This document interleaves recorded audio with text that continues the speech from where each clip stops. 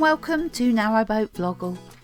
This week we're rounding up the best bits from recent Narrowboat vlogs.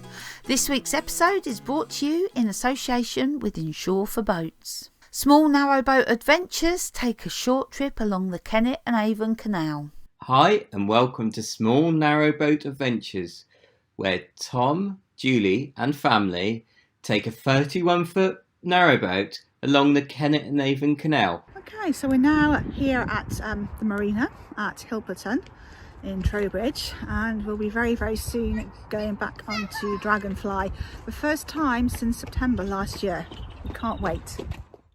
So we've just come out of our marina and we're heading down the canal towards Bradford and Avon for our day trip out. So we've just moored up.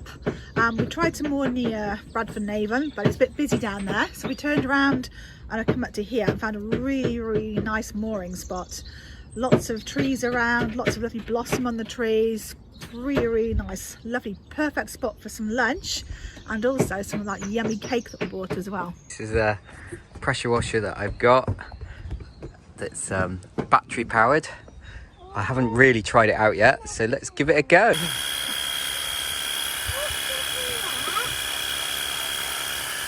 So at the moment, this pressure washer is working really well. It is doing an amazing job, and I would definitely recommend anyone buying one, and I will leave a link to where you can buy it below. In Narrowboat Natterings, Lumpy takes a look at some of the history and architecture on the Grand Union Digbeth Branch. We're heading towards the area that I want to focus on in this vlog. And we're this is like Duddeston, heading in towards Digbeth. It's not a nice area, but I like the history. I like the fact that this lot came through here, 200 odd years ago. Centre of the screen, the sandstone building, that's Curzon Street Station. So that was decommissioned many decades ago. But that is actually the new station for HS2. So that's going to be the frontage, the main focal point. So it's great, you can look at that cityscape, but you see the old building just nestled in there, and I think it's fab. But this vlog really, it's centering around that, because I'm looking at this area, I'm looking at the old industry, the old warehouses, and the fact that they are all being redeveloped, renovated, brought back up to spec, because HS2 coming in, whether you like HS2 or not, it is the driver for this area being regenerated. So I look forward maybe 10 years, but this may well be the new Brindley Place, Gas Street Basin type place. Louise and Dave from Narrowboat Changing Pace begin their 2021 boating season. They share their plans and fly their new drone. Hi, it's Louise. Hi, it's Dave. From Narrowboat Changing Pace. Yeah, if you've forgotten. It's been so long since we've actually published a vlog that this is our opening to 2021. You can see Narrowboat Changing Pace on the screen there. So yeah, we're off up to Ripon via York, which we love. So I'm sure we'll be spending some time in York. When we've been up to Ripon, we'll be heading south. Slow time.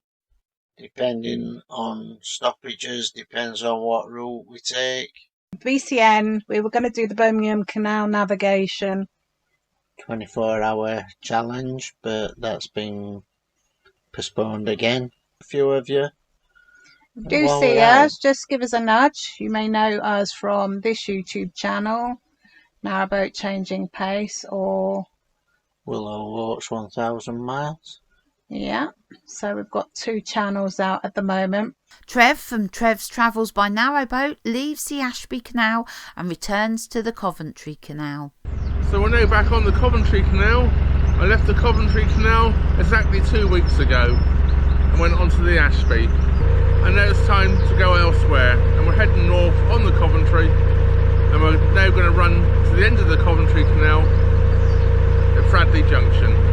Good morning and welcome to what I can only describe as a beautiful, sunny Saturday morning. I have Atherstone locks about 300 yards in front of me. I'm opening the left-hand paddle here as we're looking at the picture. Once that's opened, and they're going to cross the lock and go and open up the right-hand paddle.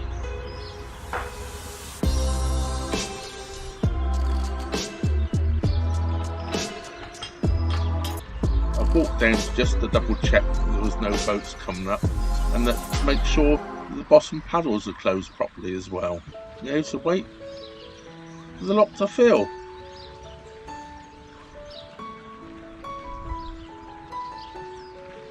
Might as well take a seat.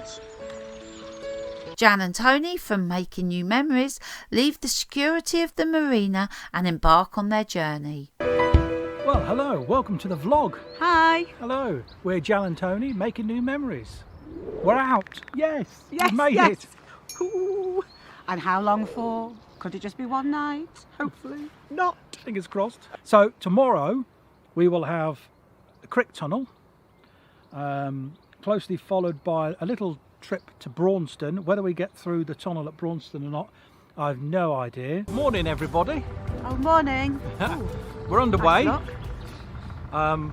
We're moored outside Crick Marina, as you know, and we're now heading for Crick Tunnel. We're heading for Norton Junction, which is where we'll moor up tonight, because I don't think we're going to get to Braunston.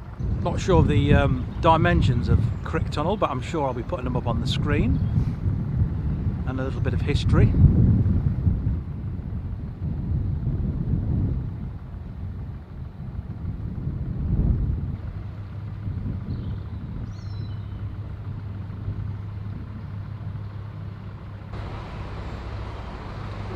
Fran and Rich from Floating Our Boat take a ride on the Anderton Boat Lift. Well, here we are, waiting our turn to go down on the Anderton Boat Lift. Not done this before, we're really excited about it. Looking forward to doing some river cruising, and a little bit windy, rain's threatened, but that's the way it goes, so let's go do it.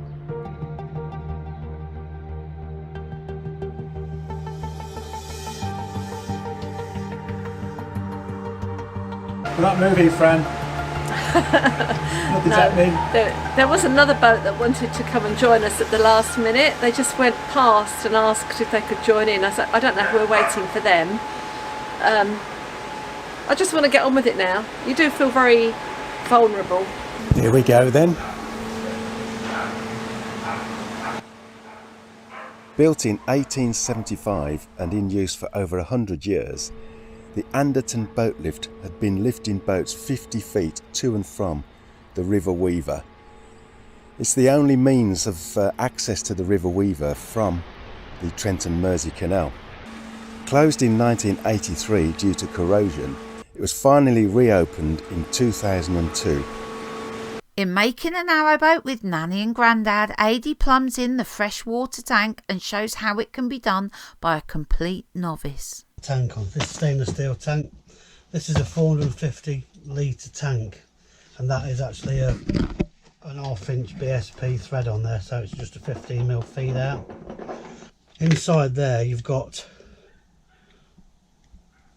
an olive and like a grab ring and stuff, and basically all you've got to do with these, I always use these inserts like a sealed insert, so make sure your ends square. This ain't particularly brilliant, but you basically put your insert into there, push it all the way home. I won't do it on that because they're a bit of a sod to get out, but yeah, you fit that into there, and then all you do is you just slacken that off so it's not tight, slacken that off, and then push it home, and it's, you know, when it's home you can feel it go, and then once you're happy with that it's in the right place, you just give that a turn with your hand, and that's it.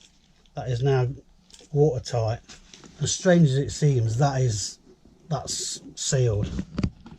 Okay. It seems weird being able to do that and it not be watertight, but yeah, that's actually when that's obviously that's pulling out there because I haven't tightened that up. But once you've got water in here, it'll pull tight and that'll hold water.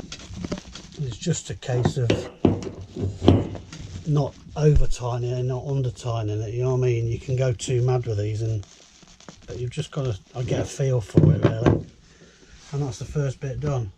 Vlog from the Frog share their journey across iconic aqueducts in Wales. The Llangollen is known for its fairly strong current. The canal was not only used to transport goods, but also to bring precious water to the reservoirs of northern England. One of the consequences of this are the weirs that bypass the locks. They're really strong and make entering in a straight line very difficult. Grindy Brook has 6 locks. The final 3 are in a staircase.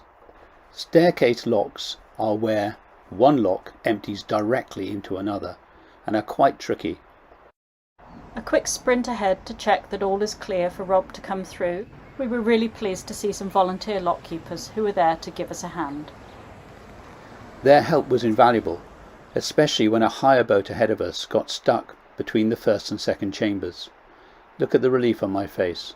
Between Frankton and Trev, the Llangollen crosses 2 significant valleys, requiring 2 magnificent aqueducts. The first of these is the Chirk Aqueduct, running alongside the railway viaduct, crossing the same valley. Thomas Telford's next challenge was how to cross this huge valley of the River Dee. His solution, the very impressive Pont Sillet Aqueduct. It's arguably the most famous and the most spectacular feature of the whole canal system.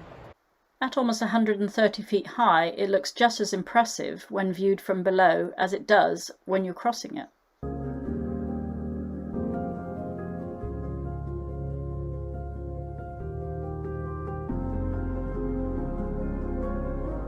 Marina and Miles from Cruising Alba share a full breakdown of their expenses for the last year. Hey guys, welcome to another video. If you're new here, my name is Marina. And I'm Miles. Today we're going to tell you how much we spend by living on a narrowboat. We've been counting the costs and we've got them to share with you. We don't tend to look at them that often because it can be a bit depressing sometimes, but here we go. We've been living on a narrowboat for 2 years and they have been very, very different. We've been meaning to do this video for a while, however we've been waiting to go through one of the biggest expenses that you go through on the boat. We did blacking and we painted our roof just a couple of weeks ago, so we can include those costs in the video. So we're 62 foot.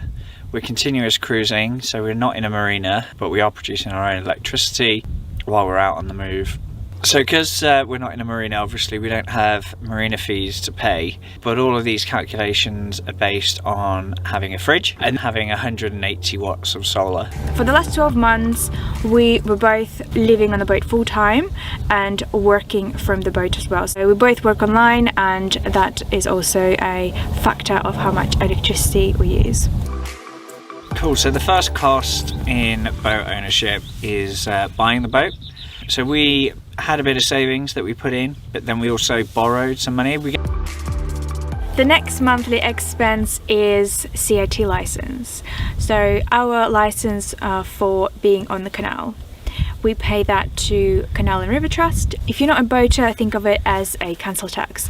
So we get free water for that and the use of facilities. This money obviously go towards upkeep of the canals and rivers in the UK, so that's all good with us. Last year we spent £88 a month on our CIT license. However, this year we are upgrading to a golden license to cruise on certain rivers like the Thames as well. So we tend to use sort of heat logs instead of actual logs, which we found to be a lot more efficient. You get a lot more logs for your money, but they're usually about sort of £7 to £8 a bag.